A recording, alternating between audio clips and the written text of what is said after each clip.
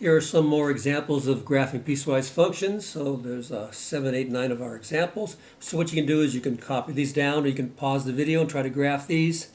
And then I'll show you the solutions in a moment. So go ahead and try to graph them. You can pause and see you in a minute. Okay, so hopefully you've tried all these, you've graphed all these.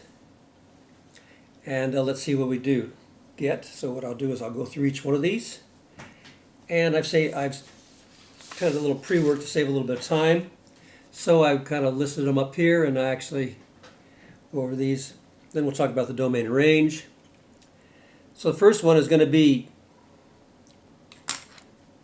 -2 f of x, or y equals, so this is the line y equals, so you can always write y equals, so it's a horizontal line, -2 when x is less than -3.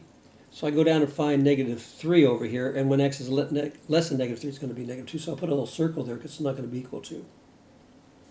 And then I can draw this line over here.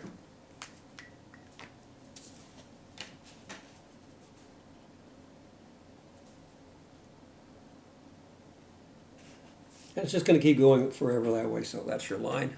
Sorry about my arrow. Okay, and that's x is going to be less than -3 but not equal to -3. I'm sorry, when x is less than -3 but not equal to -3, y is -2, so this is the line. So you can always label that line y equals -2 if you want.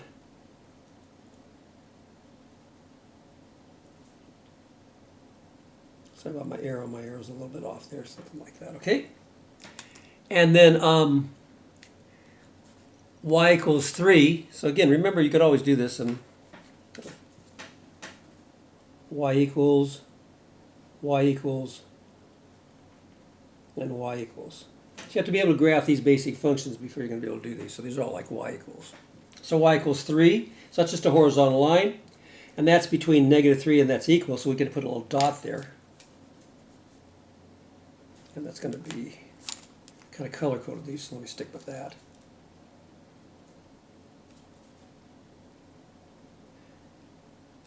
And that's going to be between -3 and 2. It's going to be equal to 3. That's a red line.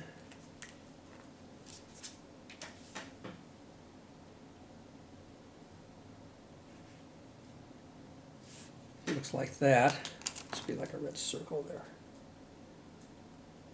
And you can always label this line y equals 3. And then over here, finally, it's going to be equal to -1 when x is greater than or equal to 2. So we put a little dot over there.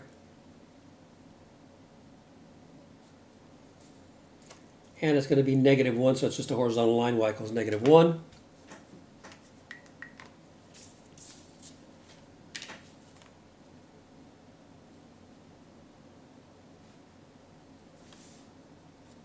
It goes that way. And there's a dot there. And again, you could always label that y equals -1. So those are your lines, those are your 3 lines, those are the segments or the pieces that we're dealing with. Now if we look at the domain, since we've got a dot here, it's all covered, we've got a dot here, so it's going to be all real numbers, -infinity to infinity.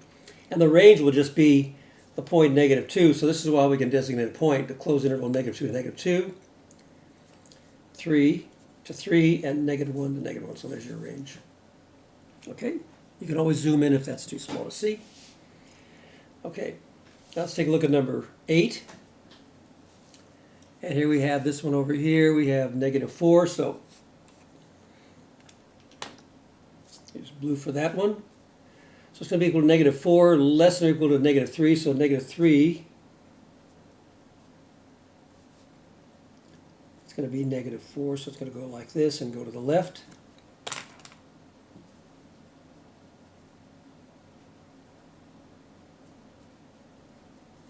Okay, so use my ruler, excuse me.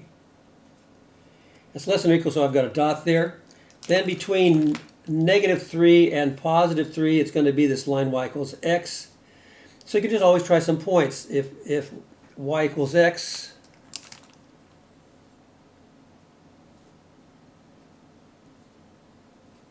That means the x and y coordinates are the same, so at negative 3 it's going to be negative 3.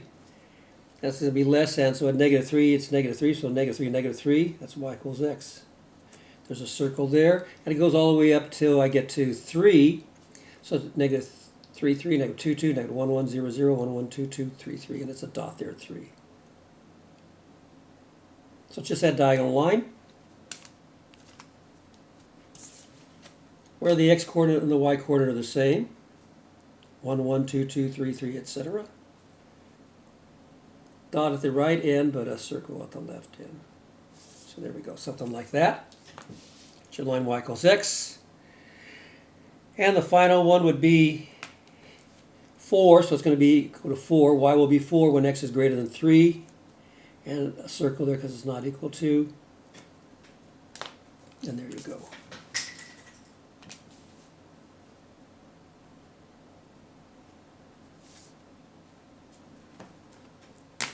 There's a circle there because it's not equal to. And you can label these lines if you want. Okay, but there you go. Y equals negative 4, y equals x, and then y equals 4. Now our domain, since we've got everything covered, because there's a circle there but a dot there, circle there but a dot there, it's going to be, the domain is going to be negative infinity to infinity. And the range, well, I just have this point here, negative 4 to negative 4. Then I'm going from negative 3 all the way up to 3 inclusive. Negative 3 open, because there's a circle there, but 3, a dot. So I'm going from circle all the way up to there, dot. And then I have this other point, 4, 4. So there's your domain and range. So make sure you're aware of how to do that. Okay? Again, you can always label these lines if you want. Not necessary. Okay, and then number 9. Okay, so between or less than negative 1, we've got this line. Now we could work our way backwards, or we could just find some points. In other words, this is going to be y equals. So just so you. So y equals x minus 1. So when x is negative 1, what's y? Well, what's negative 1 and negative 1? Well, it's negative 2. So I got that point. See, negative 1.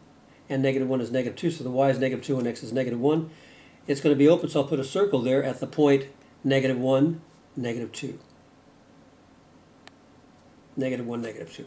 And I can find another point if I want, or I can use the slope as being 1 and go backwards like this. But I could find it, let's try negative 3 when x is negative 3. What's negative 3 and negative 1? Negative 4, so there's my point there, see? Negative 3, negative 4, so I can find another point, and then I can connect those. So that's another way, just use a couple points.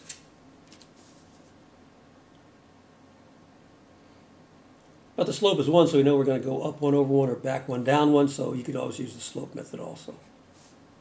And that's going to keep going down and down. Okay? Then in this range here, we've got 2, so it's going to be 2, and that's going to be right up here, 2. Always 2, so we don't have to worry about the y, it's always 2. It's going to be 2 at negative 1. When x is negative 1 and equal to negative 1. All the way 2, but less than 4. So I'll put, and that's what we've got here. So it's going to be 2 between negative 1 including and up to but not including x equals 4.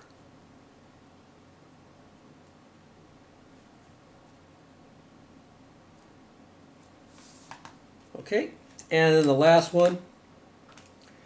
1 minus x, so again, I'm going to start at 4. It's going to be equal to 4, so I can just put 4 in here. What's 1 minus 4?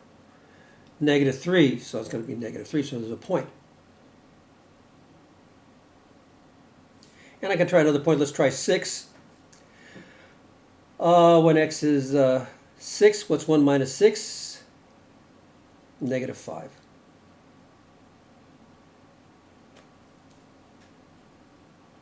So there's another point.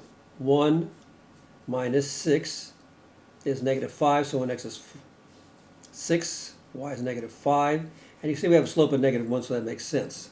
And if we continue this right up, it will go through the intercept of 1.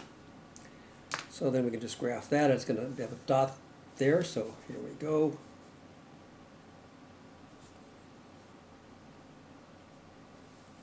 And there's your piecewise function. Okay. And if we take a look at this domain, well, everything's covered from negative infinity to infinity because these keep going on. And my range, well, this is going from negative infinity all the way up here till I get to 2. So this kind of overlaps. So I'm covered from negative infinity up to 2, but not including 2. And then I just have this point, 2, 2. So there's my range. Okay? So those are the three. I can't get them all in one, but you can always go backwards, pause it, make sure you understand how to do these, and then you'll be in pretty good shape on the basic concepts of piecewise functions.